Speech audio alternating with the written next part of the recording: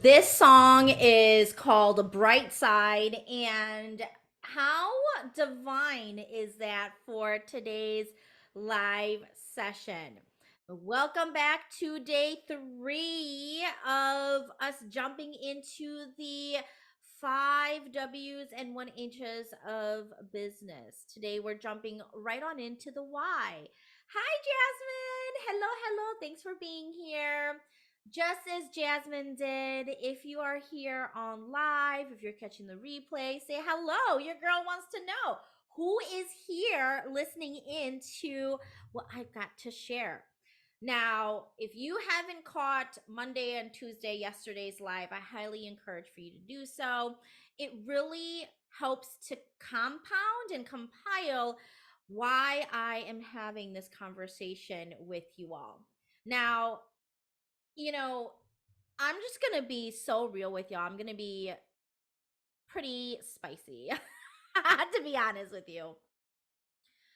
When I think about my why am I a business? Why am I doing this? Why is this something that I constantly pursue?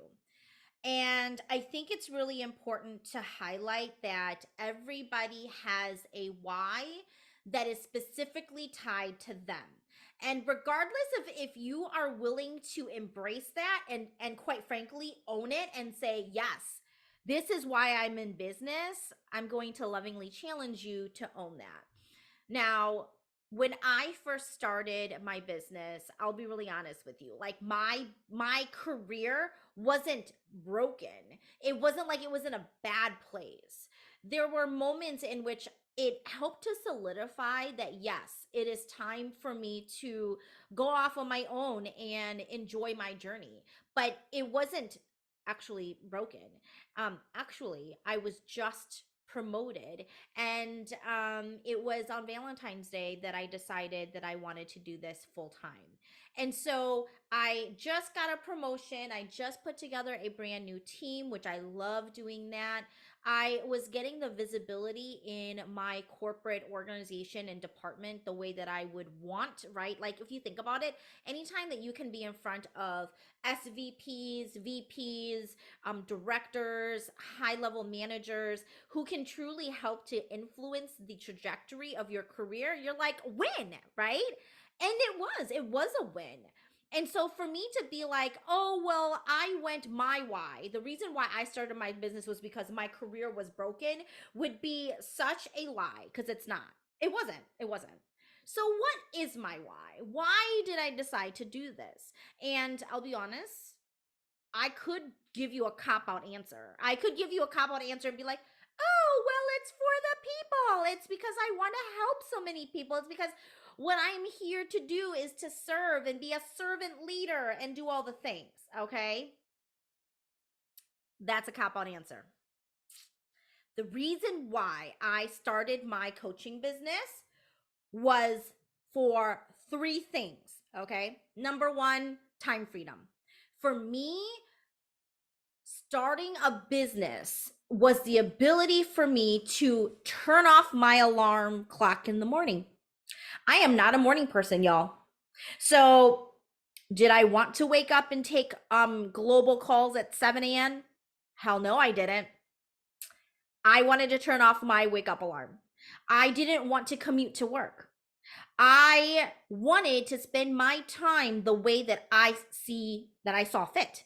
I wanted to be a mom in the mornings. I wanted to, sleep in if I wanted to. Okay. Time freedom was by far the top reason for why I wanted to start a business. Second reason, my second why, right, was really tied to uncapped financial freedom. It was the ability to prove to myself, as well as to prove to my parents, that I can be just as successful in its definition, in all of the definitions, but also financially stable by running my own business. And guess what? The title of CEO of my own business is just as prestigious as being a doctor or a lawyer. Can't talk. Okay. Third reason to why I started my business is for my ability to be a mom and a wife. Yeah. Guess what? If I wanted to go on that field trip with my kids and be the chaperone, I could do that. No questions asked. Okay. I didn't have to request time off. I didn't have to justify it to anybody to why I wanted to do what I wanted to do. If I wanted to go and cut stars in my kids' classroom, I could do that in the middle of the day. Okay. The ability for me to whip up really on the days that I feel like doing some authentic cooking, authentic Hmong food, which takes a couple hours to actually make a whole meal. If that's what I wanted to do for my husband today, that I could do that. Okay. That's my why. What's yours? The reason why I want for you to think about your why is because this is what drives you every day to get up in the morning and create something that you can stand by, that you are motivated and driven to continuously do. Now, as I continue to do and we're going to do for today as well, is to really talk about your why in the 3 phases of your business. So if you are in the starting phase, okay, where you're still in ideation, or maybe you just formally launched and you're in your business for just the first 6 months or so, this is where I want for you to focus on your why. I want for you, just like I did, to really articulate why you're doing this for you. For you. Because the reality is, if you are a coach, we already know that you are here for your people. You are here to help people. That is a given. It really is ingrained in who you are authentically as a person. So I don't even question. I don't even quite frankly need to hear you say, well, I'm in business because I want to make a greater impact on people's lives. I want them to transform. I want them to hit so and so goals and these results. I already know that. Okay. That's already, yep, that's an assumption, and it's a really good, safe assumption for me to have. What I don't know is why you're doing this for you. So if you are in the starting phase, I want for you to really be in a place where you can allow for there to be no guilt, no shame, no embarrassment on being selfish in answering that question. Why are you building your business for you? A lot of the times, I don't think that you know that. I don't think that a lot of people know why they do what they do. I don't think that a lot of people know what and why. What and why. Like, what do you want? Why do you want that? Okay. Take this time to journal and to really think about why you are doing this business for you. Because I can already pinpoint to why you're doing it for others. Okay. It's because you have a heart of gold. You are a giver more than you are a receiver. You love to teach and inspire and guide and help and serve and all those things. So that, I already know that answer. But I don't know your why. What's your why story? Jot that down. Now, for those of you who are in the growing stage, so again, this is where you've already formalized your business. You have already, made it formal on LinkedIn, y'all. Okay, you've introduced yourself as the CEO and coach of your business. You're doing all the things. Okay, so for you, a lot of the times it's like you being in for a year or so, a year, 2 years, first 2 years in your business. For those of you in the growing stage, your why is the ability to share that story so bold, so authentic, and as loud as you possibly can. I know, because here's the thing, okay? One thing that I have found is as I continue to accelerate in my business, when you can share your story to why you are in business for you, it is almost like a permission slip for somebody else to say, oh my gosh, heck yeah, I can do this for me too. And the reason why I'm doing this for me is because of A, B, and C, or X, Y, and Z. People resonate with that. Because in our society, unfortunately, the word selfishness has this negative connotation to it. But the reality is, whether people admit it or not, we are only for ourselves.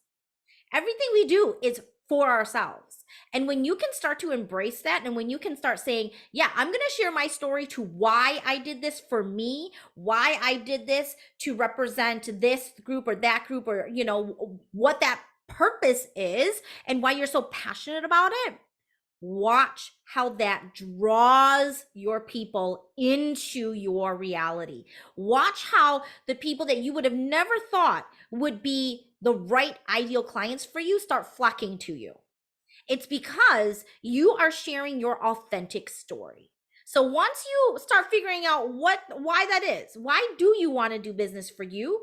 Start sharing your story powerfully. That is how you're going to start to grow, attract, and find those ideal clients by simply telling your story to why. Okay. And when you can tell your story, the whole know, like, and trust factor, it's a lot easier for you to build the know, like, and trust because you are able to share your why. And quite frankly, when you start working with your clients, you get to share your clients' why.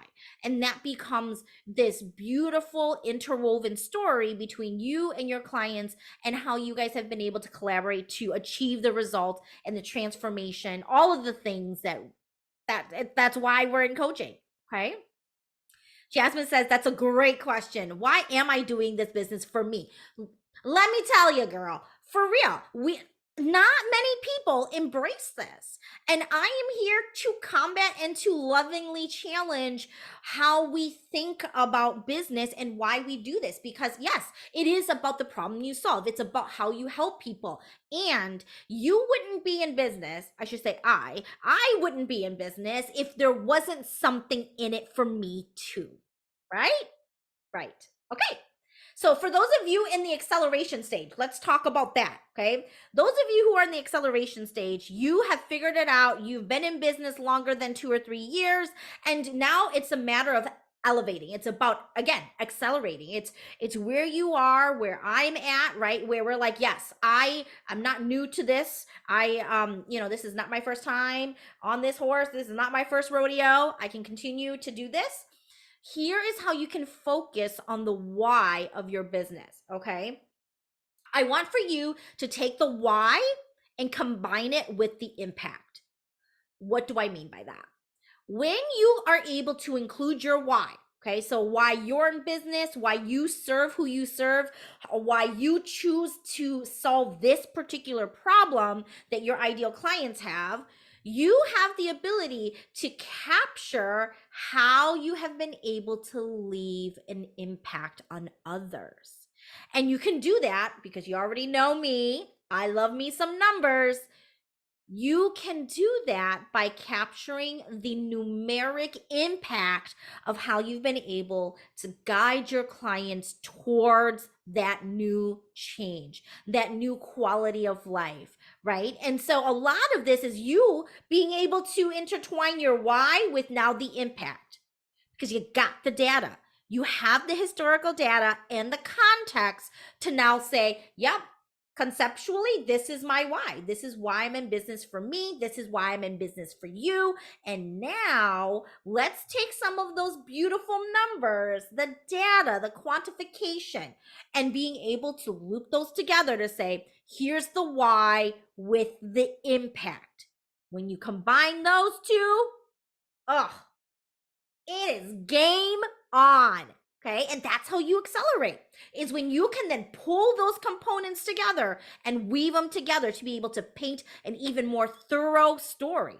Okay. It's no longer just concept. It's now concept to implementation to now impact. Okay. So let's stick with iterations with the I's.